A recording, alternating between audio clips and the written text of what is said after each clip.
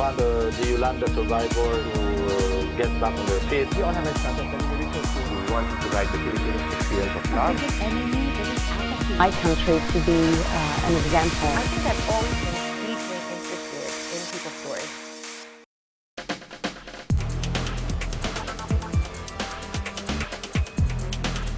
Investment banker turned fashion designer Josie Natori has crossed continents and overcome numerous challenges to create the global brand Natori.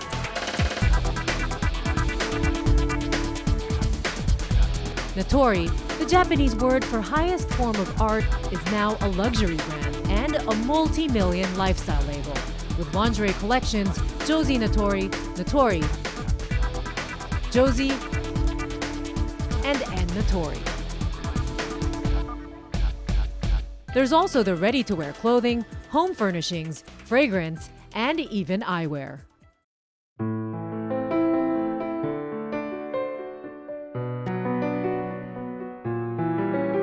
I love to have beautiful things and to wear beautiful things and to be surrounded by beautiful things. So beauty, art make me feel good. And that's really been the case of what Natori has evolved through the years, is bringing art into life.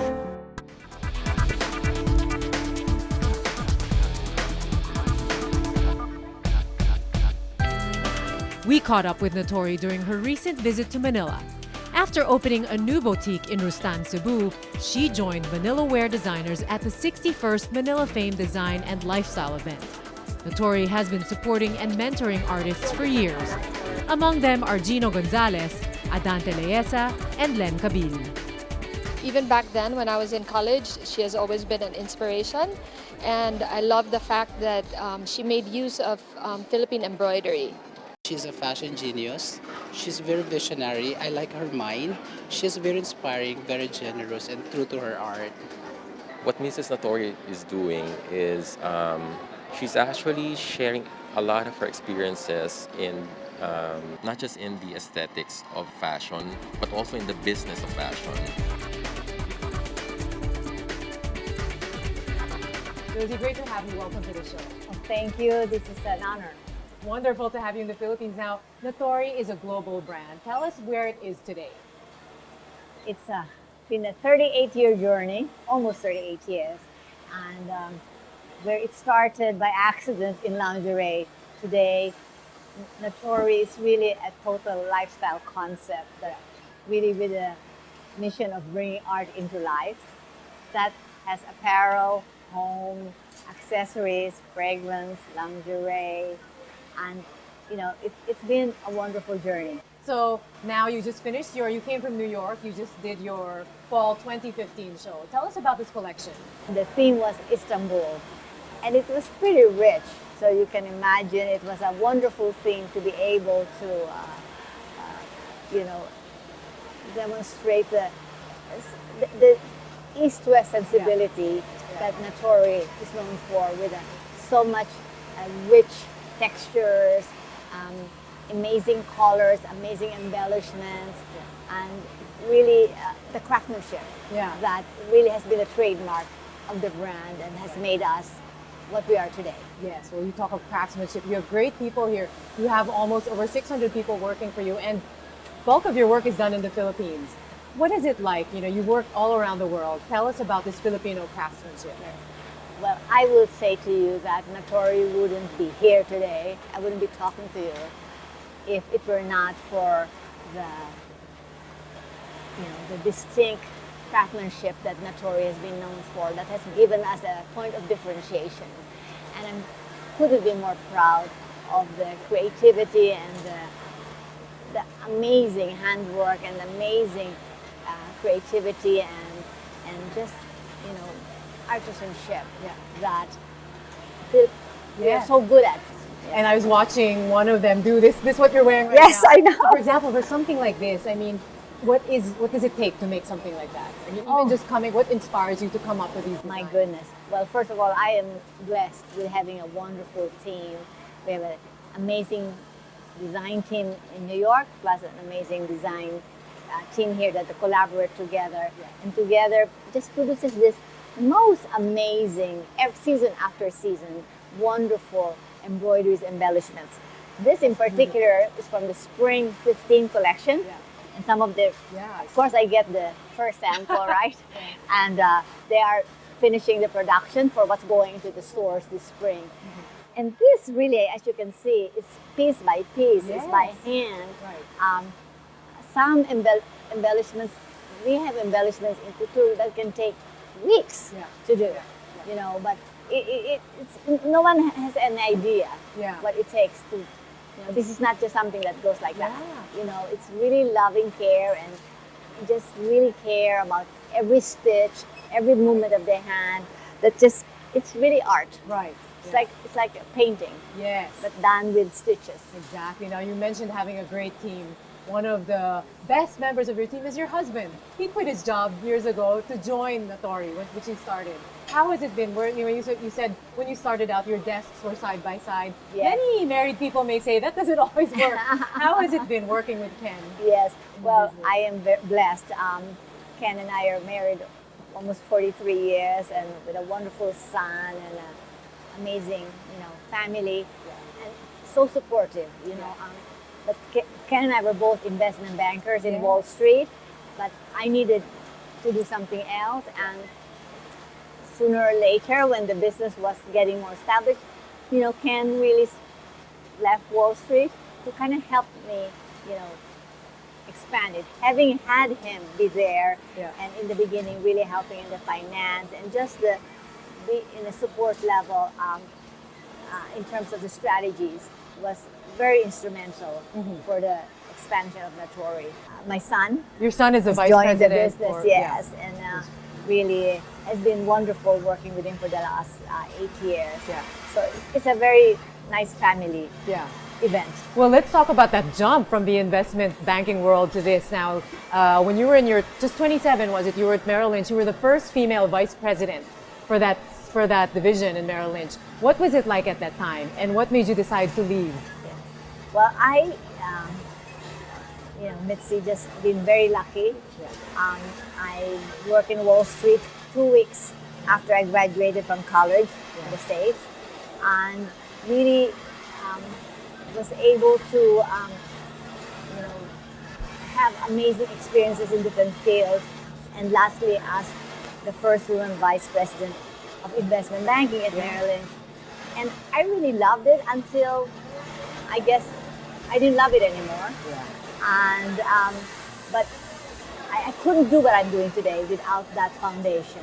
And you know, how did I leap from there? It was really an accident. I was really looking for a new business, and lo and behold, it became a business that's rooted with manufacturing in the Philippines. My husband Ken and I were brainstorming in so many businesses, including a McDonald's, you know, furniture, importing from here, baskets. But I had a friend from high school who sent me embroidered blouses. And I was really taken by the workmanship. And by accident, I perchance brought this blouse to a buyer at Bloomingdale's who said, why did you make this to a nightshirt? And I had no idea what a nightshirt was.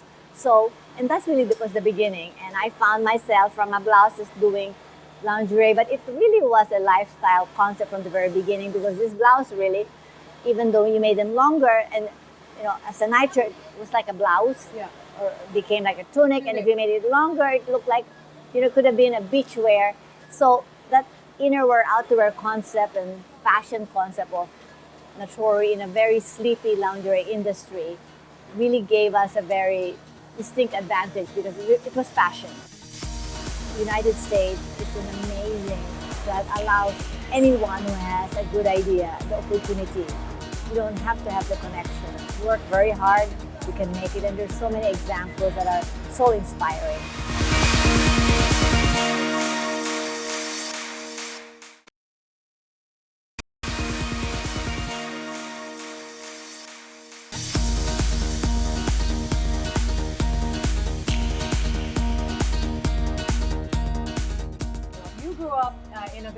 entrepreneurial family. You were the eldest among six and 33 grandchildren. Your father was a self-made construction tycoon. What was it like growing up in that family? Well, first, I think that I owe what I am today with an amazing family, and amazing examples.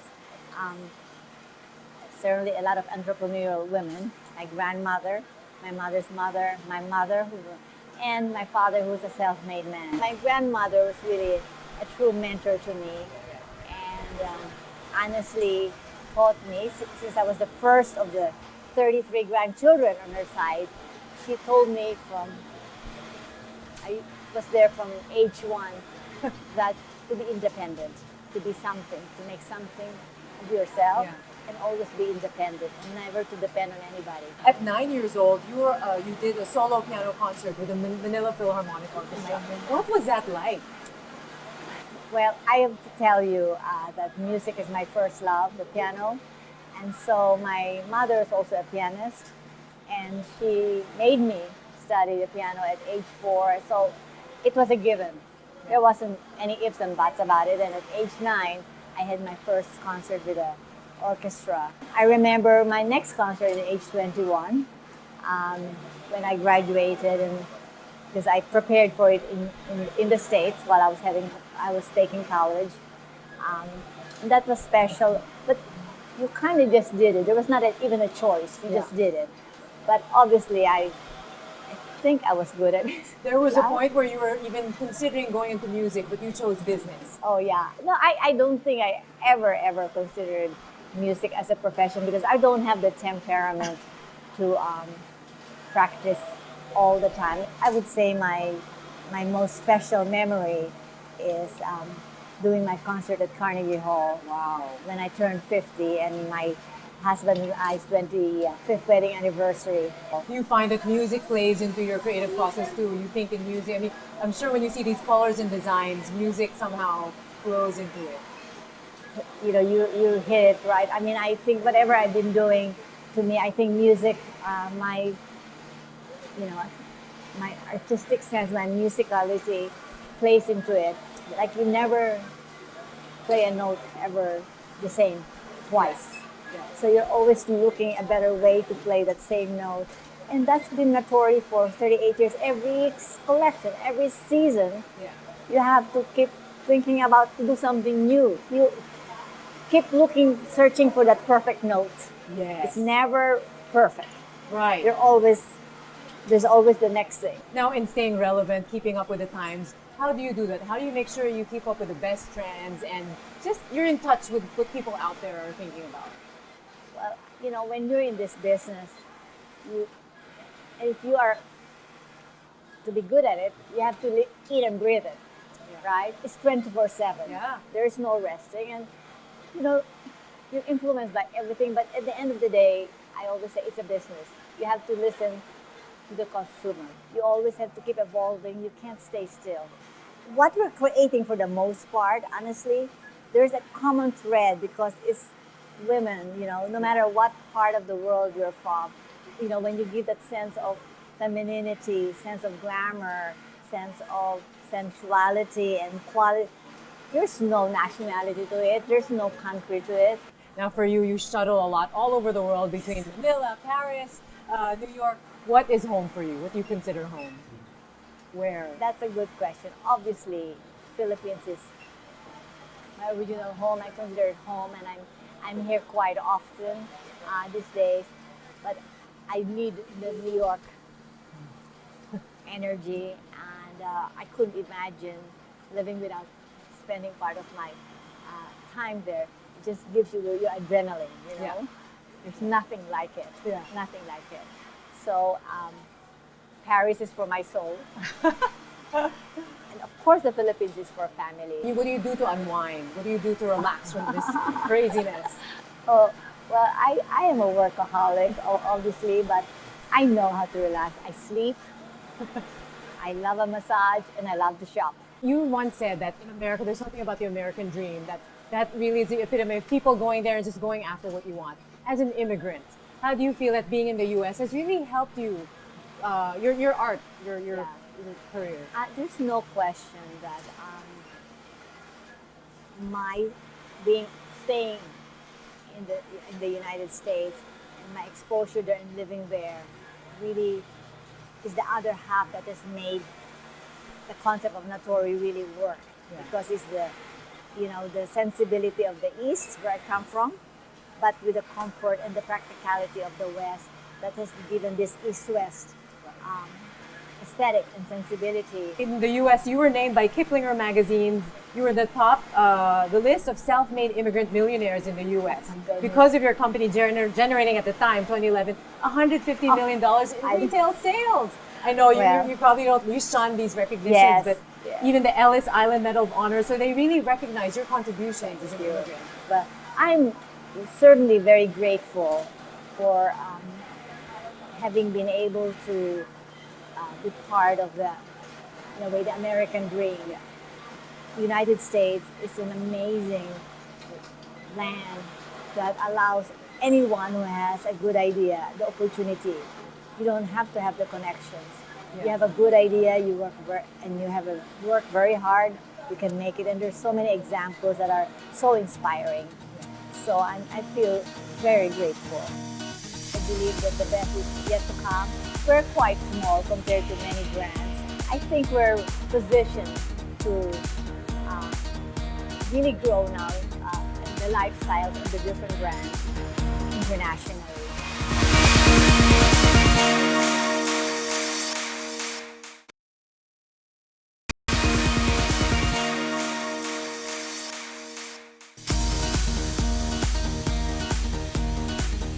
So what do you think it takes for the Pinoy to really be globally competitive?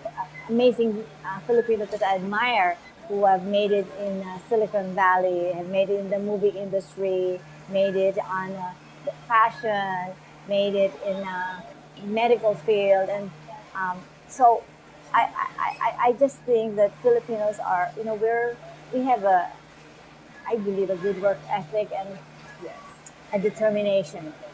I believe my biggest asset, one is being a woman, second is being Filipino. I think that those two combined have made me what I am. So if I can make it, although I never consider I made it, I think there's so many more. You certainly have. You are an inspiration to all of us. Now, women, you're very passionate about equality for women in the workplace. Tell us about, did you have any struggle, especially when you were in the investment banking world, in a man's world? Yeah. What was it like then, and even now in this world? Well, I would say, Mitzi, that I was I was so fortunate. It's either I chose to ignore it, but I never really experienced any, in my mind, never affected me. I mean, this word discrimination was not in my vocabulary. I was taught and raised to just be the best of what you are. So, to me, there was not even an issue that I would succeed. So I, was able to rise up in Wall Street without raising the flag. It's just being what I am and doing a good job. It never occurred to me that there would be any inferiority, that I would be inferior to a man. I never thought that. I actually felt superior, and I didn't even have an MBA, and I was promoted before someone else who had an MBA. So I really believe it's believing in yourself. Tell me about some of these really, maybe the highlights of some of the work that you've done, some of the advocacies. You supported a group called Women in Need. Is that Women right? in Need, I was on the board of that, and that's for a lot of homeless women. I belong to business organizations helping women who are entrepreneurs and giving, helping them fund when they start their business. So, and Philippines is certainly a great example of entrepreneurial women who start a business, no matter whether you can be selling fruit at the corner or pawn shop or whatever it is, that you make ends meet to support a family. So I'm just a great admirer of the resourcefulness of women to do whatever it takes to support a family. And certainly the Filipino woman is an amazing example of that. All the overseas workers and all of that. It's like my heart goes out to them, what they do. Also, your staff Majority of them are women, Oh aren't my they? God, Because yes. women are supposed to be very good with their hands, right? Yes, yes, yes, yeah. I mean, it's a women's business, fashion, and look at them. Yeah. And particularly here in the Philippines, where they really take pride. It's a lot of love Yeah. that they put in. Yeah. That's So they still really surprise you, huh? very Yeah. much, very much. Like they were so excited when I came in this morning, and like they're so wearing that. Oh my God, they were so Yeah. proud, so Yeah. proud because they make it. Uh-huh. What would you say, Josie, leading such a huge and growing company, what would you say are the top things that have helped you survive? Maybe top trade secrets or things Yeah. that get you to survive Yeah. in this difficult world? It is such a tough business.